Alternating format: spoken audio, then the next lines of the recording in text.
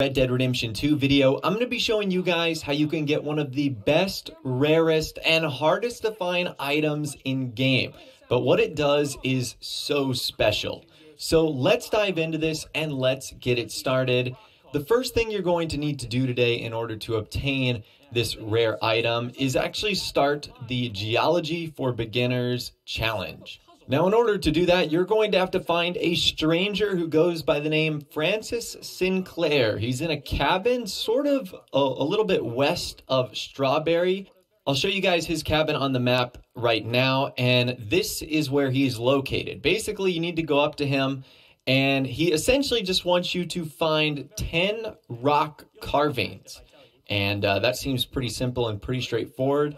But there's a little bit more to this, and that's what we're going to be diving into in this video today. All right, so let's find all 10 of these rock carvings. I'm going to be showing them in the order that I found them. You might come across them in a different order. The first one is located on the southwest shore of the Owangilla Lake, which is actually very close to his cabin. So it's located kind of on like the edge of this rock formation right here. Pretty easy to get to. Again, that's right next to his house. The second rock formation is located near the peak of Mount Shan, which is this game's version of Mount Chiliad. It's like a DNA helix that can be found right here. This one is pretty tough to get to because Mount Shan is very steep, obviously. So pack your winter clothing. That right there is rock carving number 2. Rock carving number 3 that I found is on a cliff that overlooks the burned out settlement just southwest of Horseshoe Overlook. So again, this is going to be one of the easier ones to get. Horseshoe Overlook is pretty much known to most people who have already started chapter 2. So this is a little bit more of a familiar area. It's just north of Flat Neck Station. Rock carving number 4 today is a tough one to get to. It is at the top of Mount Hagen in the Grizzlies West Mountains.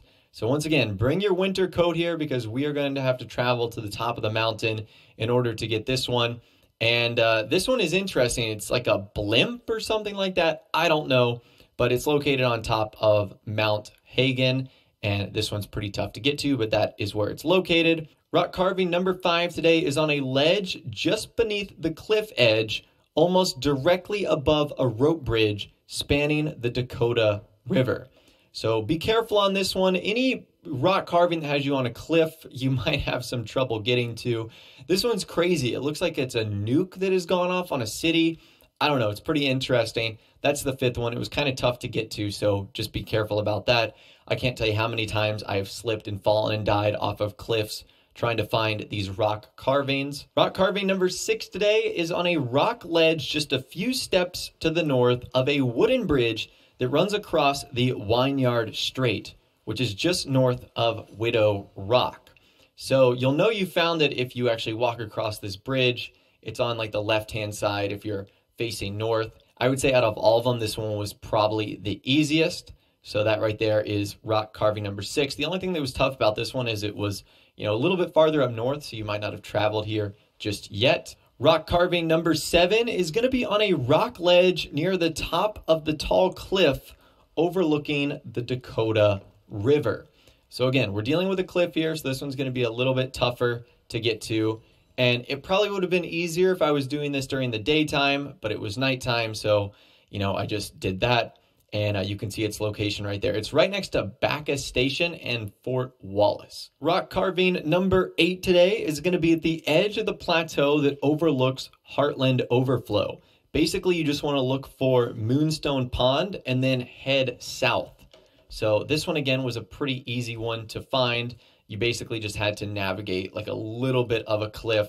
But for the most part, it was pretty easy to find. Like I said, just find Moonstone Pond and head directly south. This one is a carving of a pyramid or something along those lines.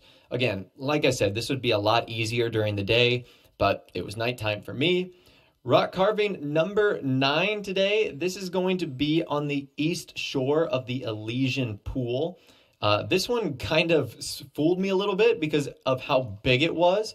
It looked like a normal rock, but it is a massive carving on the side right there This one is super easy to get to. If you've done any of the treasure hunts in the past, you should have already uncovered the Elysian Pool. That's the waterfall that you need to get behind in order to unlock a secret treasure. So that one's pretty straightforward. And the final rock carving today, number 10, is going to be on a rock ledge close to the top of the Roanoke Ridge, directly east from Deer Cottage. So this one is in the northeastern part of the map. And once you discovered all 10, a notification will come up on the screen that says you have discovered all locations of the rock carvings and can now mail the remaining coordinates to Francis Sinclair from any post office. So that is where we need to head next. We need to go to any post office, and then you need to click right on the D-pad in order to access your mail. And once you do that, you just want to send all 10 letters. It costs no money in order to do that. And then you should get another notification on the screen saying that you have completed the rock carvings challenge and that you have mailed all of them to Francis Sinclair. Now it says return to any post office after at least 24 hours for our reward. So that's what we're going to do next. We are going to wait 24 hours, and then we should see another notification on the screen that says we have an unopened mail or parcel that can be picked up at the post office. So let's head there. And our rewards for completing the entire rock carvings challenge include Kentucky bourbon, $10, a rock statue, but most importantly, Francis Sinclair's invitation letter. That's the most important part right there. The invitation says, "Dear sir, the carvings you found the last of them. Oh, wait until I show you what I've pieced together. You'll think I'm a bit buttered. Please do not dally. I'm traveling soon and don't want to miss you. See you at my home a bit north of the midway point between Owengila Lake and Strawberry. Yours truly, Francis Sinclair." So that's where we want to head to. We want to go to his cabin, and we're in for kind of a surprise. Let's just say that. So we knock on the cabin door, we open it up inside to reveal almost like another Chiliad mystery. Francis Sinclair has apparently scribbled them on his wall. The only problem with that is Francis Sinclair is not his regular age, but instead is a baby. So that is incredibly weird.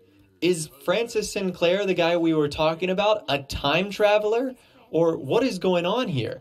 Is this all an illusion? Is it a mystery? Is it a hallucination?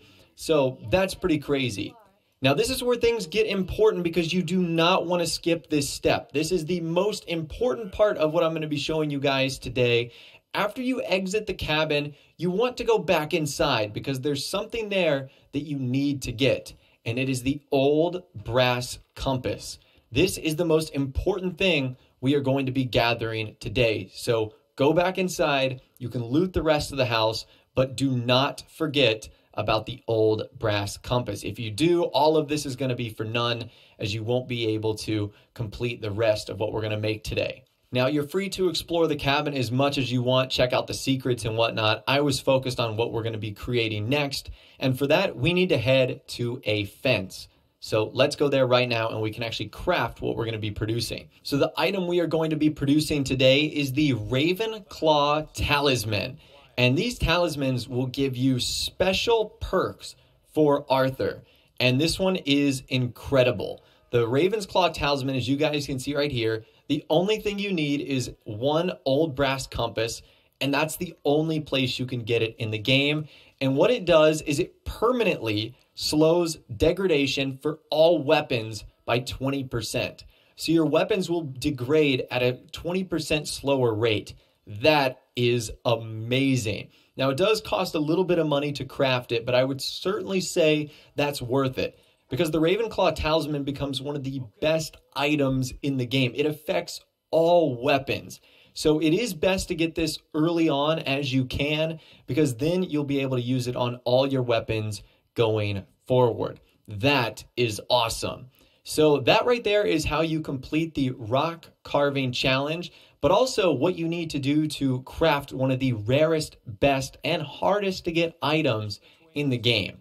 So I'd love to hear from you guys in the comments down below. Have you started to complete the rock carving challenge, or did you not even know this sort of thing existed? Let me know your thoughts, opinions, and more in the comments down below. I'd love to hear from you guys down there. If you did go on to enjoy this video though, a like rating would of course be awesome. And also subscribe to my YouTube channel if you are new, where you like daily Red Dead Redemption 2 videos like this. With all the way, guys, like I said, thanks so much for watching. Take care, and I'll see you guys in the next video.